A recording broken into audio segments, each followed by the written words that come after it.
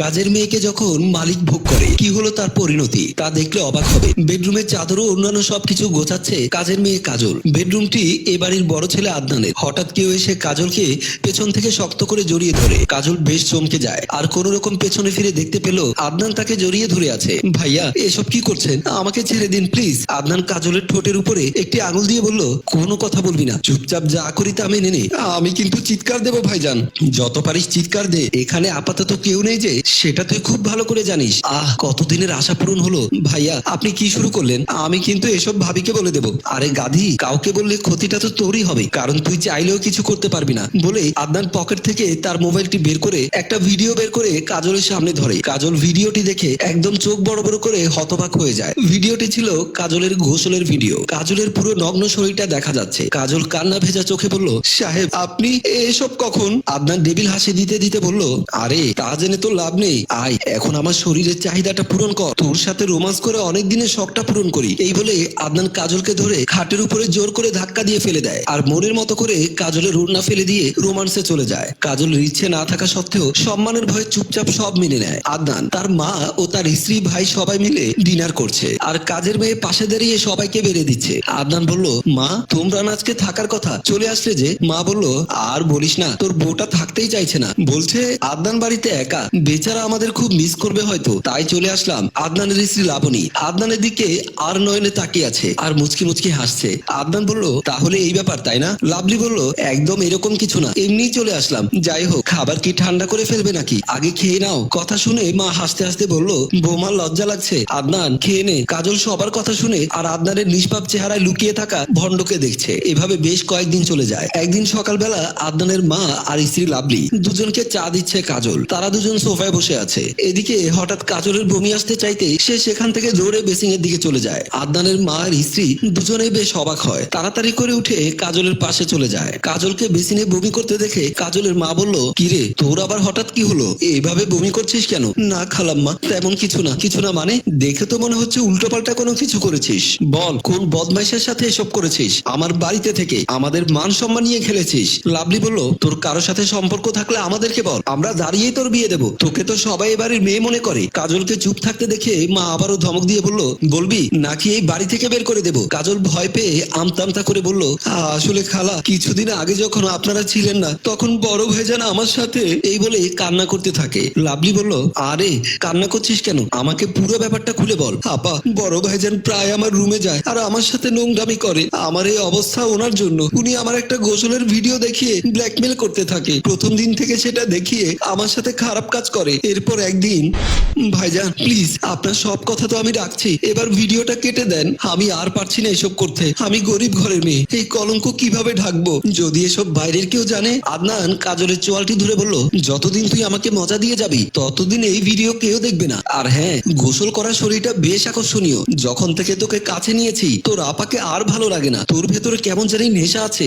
আয়, কেউ না আসার আগে তাড়াতাড়ি শেষ করি। বলেই কাজলকে বুকে নিয়ে জোর করতে থাকে। আর কাজল বেচারি নিরুপায় হয়ে সব শারীরিক অত্যাচার সহ্য করে। আর চোখের কোনায় ঝর্ণার মতো পানি বয়ে যাচ্ছে। কাজল কান্না করে বলল, প্লিজ এভাবে আর কতদিন? এবার আমাকে মুক্তি দিন ভাইজান। এসব কাউকে বলিস না। যদি কাউকে বলেছিস শুনি তাহলে তোর এই ভিডিও সারা বিশ্ব দেখবে। আর তোর বুড়ো মা যদি এসব দেখে কি হবে বলতে পারিস? মরে যাবে। বেশ মজা পেলাম। সে উঠে রুম থেকে বের হয়ে যায়। বেচারি কাজল শুধু কাঁদতে থাকে। কিছুই বলার সাহস ও শক্তি নেই। ভাবছে, গরিব ঘরে জন্ম নিলে বোধ হয় এসব অত্যাচার বুক বুঝে সহ্য করতে হয়। হে আল্লাহ, একটা পথ দেখান আমাকে।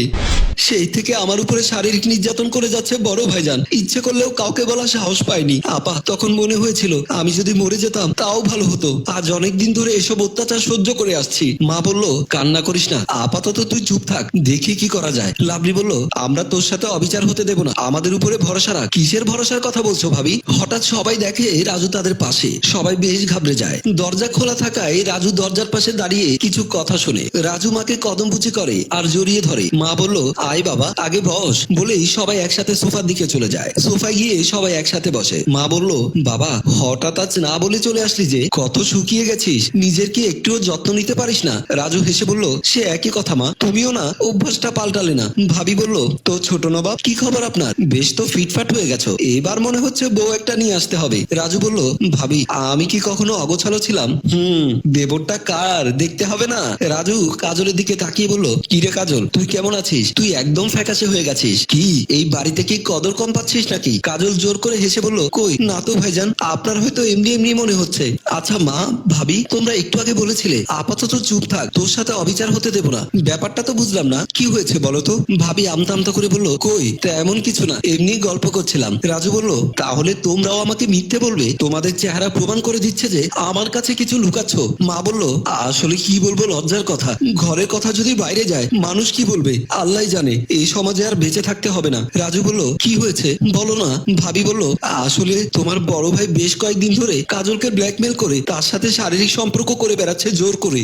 এখন দেখি কাজল প্রেগনেন্ট, কি করব বুঝতে পারছি না। রাজু বলল, এই তো ছোটখাটো অন্যায় নয় ভাবি, এর যোগ্য শাস্তি পাওয়া উচিত বড় ভাই জানের। মা কিছু মনে করো না, ভাইয়াকে শাস্তি দিতে আমি কি বলি তা একটু শোনো। এই বলে মার ভাবিকে কাছে ডাকে। তারা সবাই মিলে একটা যুক্তি করে। পরের দিন এমন সময় ভেতর থেকে আওয়াজ আসে, এই রাজু ছাড়ো না প্লিজ, এখনই তোমার বড় ভাইজান চলে আসবে, তুমি কি কিছু বোঝো না নাকি? আহ আহ আসতে দিতে পারো না? অন্য রুমে মার কাজল আছে না। আদনান এসব শুনে রাগে একদম ফায়ার, চিৎকার দিয়ে বলে, লাভলি দরজা খোলো, দরজা খুলে বলছি। ডাক শুনে ভেতর থেকে স্বাভাবিকভাবে একটু পর দরজা খুলে দেয় লাভলি। দরজা খুলে দিতেই আদনান লাভলিকে ধাক্কা দিয়ে ভেতরে গিয়ে খুঁজছে আর বলছে, কই তুই? আমার ছোট ভাই হয়ে আমার বউয়ের সাথে নোংরামি। লাভলি পাশে গিয়ে বলল, কাকে খুঁজছো জানো না? এতক্ষণ যার সাথে নোংরামি করছিলে কই সে বলো। হঠাৎ দরজা দিয়ে ঢুকে আদনানের মা ছোট ভাই রাজু ও কাজের মেয়ে কাজল। আদনান তাদেরকে দেখে চক্ষু চড়ক গাছ। রাজু বলল, ভাইয়া তুমি কি আমাকে খুঁজছো?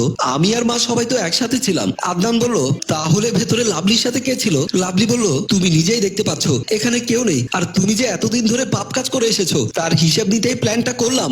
আদনান বলল, পাপ মানে কি? কি পাপ? মা বলল, তুই যে এতদিন ধরে কাজলের সাথে নোংরামি করে যাচ্ছিস সেই পাপ। রাজু বলল, ভাইয়া ছি ছি ছি, এমন নিচু মনের কাজ কিভাবে করলে, তাও আবার একটি ভিডিও ফুটেজ নিয়ে? এক্ষুনি এসব ডিলিট করো, আর তোমার কাজলকে বিয়ে করতে হবে। আদনান অবাক হয়ে বলল, বিয়ে? বিয়ে কেন? লাভলি বলল, হ্যাঁ কাজল প্রেগনেন্ট, মজা নিতে পারো, বিয়ে করবে না তা তো হয় না। মা বলল, আদনান তুই কাজলকে দ্বিতীয় বিয়ে করবি। লাভলি বলল, আমি চাইলে অন্যদের মতো চুপ থাকতে পারতাম, কাজলকে তাড়িয়ে দিতে পারতাম, কিছু টাকা দিয়ে অ্যাবর্শন করাতে পারতাম, কিন্তু উপরওয়ালাকে আমাদের সে পাপের শাস্তি দেবে না? এর কারণে পরিবারের সবার পাপ হবে, তাই এই বিয়েতে আমার কোনো আপত্তি নেই। হাজার হলেও সে একটা মেয়ে, একজন মেয়ে হয়ে অন্য মেয়ের সর্বনাশ করতে পারি না। মা বলল, হ্যাঁ আদনান আমরা সবাই একমত। আদনান বলল, আমি আসলেই ভুল করেছি, আমার লালসাটা সামলানো উচিত ছিল, আমি আমার ভুল বুঝতে পেরেছি।